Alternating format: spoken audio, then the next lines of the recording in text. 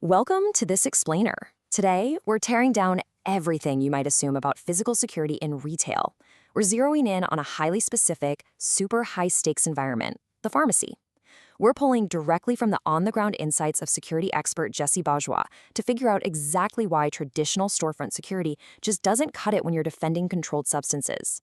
If you love clear, actionable breakdowns of complex problems, and you want to know exactly why pharmacies absolutely need counter shutters to secure these critical areas, you are in the exact right place. Okay, let's dive into this. Here is our agenda for today. 1.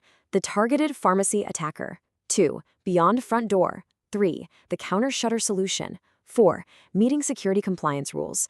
And 5. Solid or perforated shutters.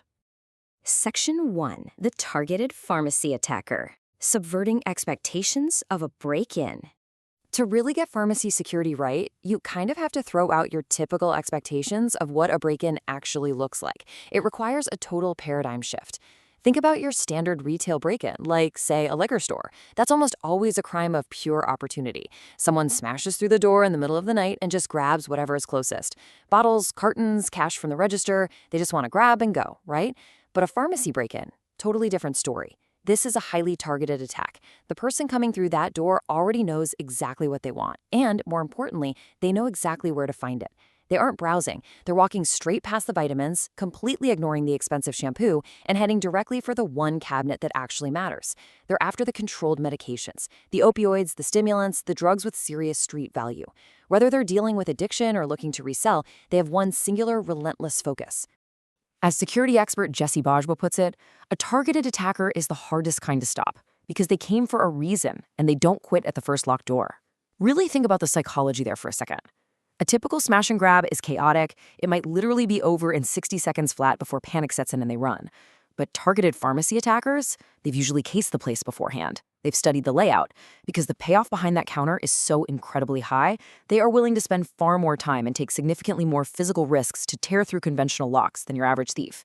You aren't defending against someone looking for just anything. You're defending against someone looking for one very specific thing. Section 2, Beyond the Front Door, Building the Fortress Mentality. Because this threat is so relentlessly focused, our security strategy has to adapt. Now, most people naturally think about the front glass first. And hey, fair enough, that's where a break-in usually begins. Putting up a storefront shutter or installing riot glass on those front windows absolutely hardens the perimeter. For a lot of standard retail stores, honestly, that's most of the battle won right there. But in a pharmacy, securing that front door is only half the job. There is a second, arguably more critical line of defense inside the building, the pharmacy counter itself. The controlled meds don't live out on the retail floor. They live behind that counter.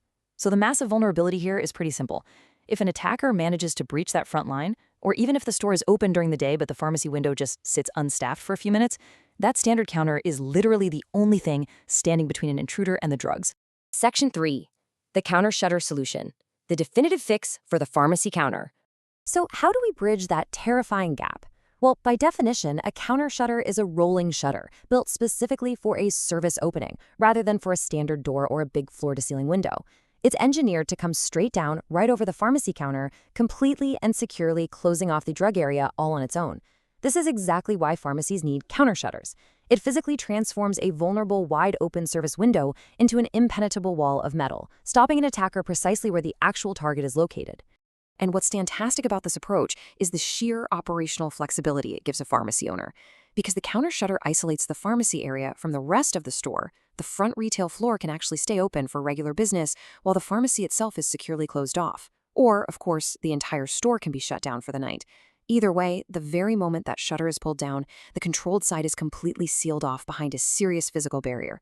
Jessie even notes in the source material that these can be installed right into custom-cut, solid walls designed specifically to house the shutter mechanism. It is just the ultimate adaptable defense. Section 4. Meeting security compliance rules. Federal and state requirements. But obviously, this isn't just about peace of mind. It's about the law. In the pharmacy world, you simply don't get the luxury of being casual about security.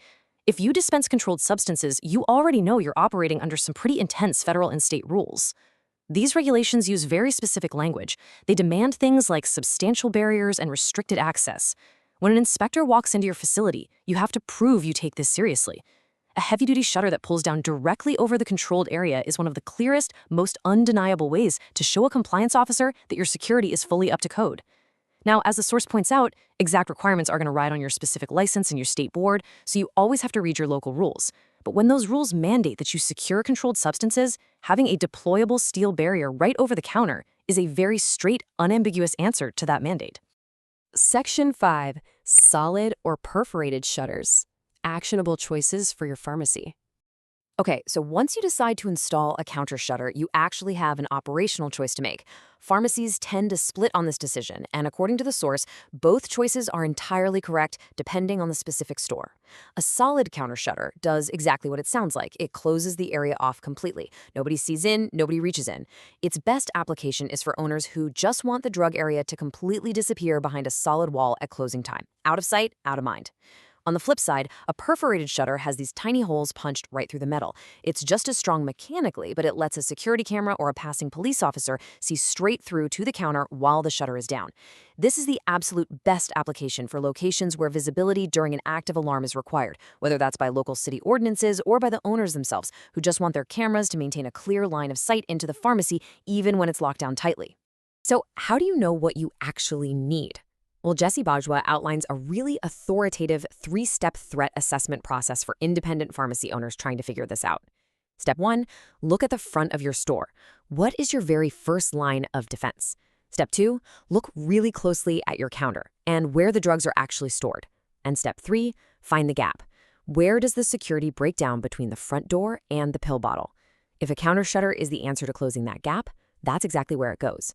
And hey, if your current setup already does the job, a good assessment will confirm that for you too. Which brings us to our final thought for this explainer. I want you to really think about the physical space in your own facility, or maybe a facility you manage. Ask yourself, is your controlled area truly secured, or is it just closed? Because there is a massive difference between casually locking a door and building a targeted barrier against someone who already knows exactly what they want and refuses to quit.